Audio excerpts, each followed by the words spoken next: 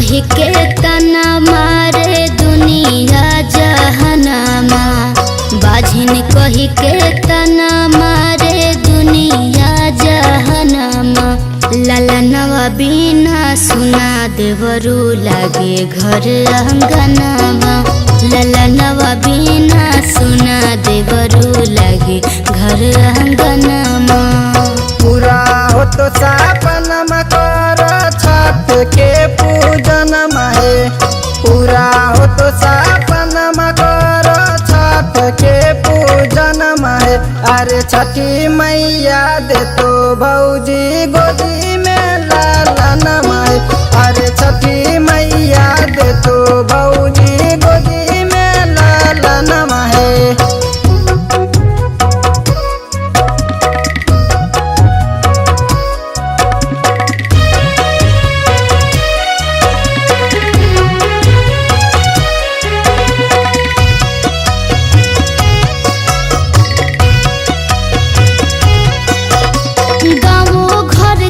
लोग देवरू दो है ओ रहनमा, पियावो के बोलिया लागे जहर समनवा।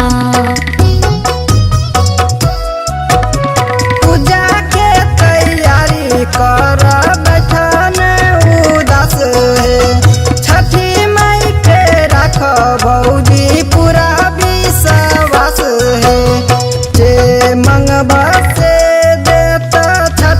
माई मंगन माहे, जे मंगबा से देता छठी माई मंगन माहे। अरे छठी मैया देता भौजी गोदी में लालन माहे, अरे छठी मैया देता भौजी गोदी में लालन माहे।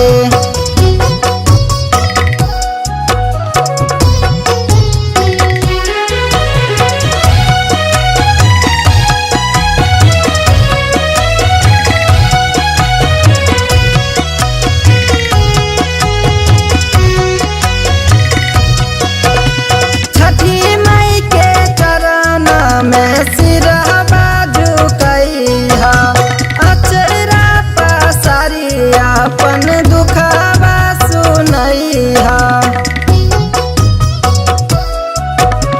बोलो हो त करबै देवरू हम छठ बरतिया, ले आवो फल फूल सेवहना सपतिया।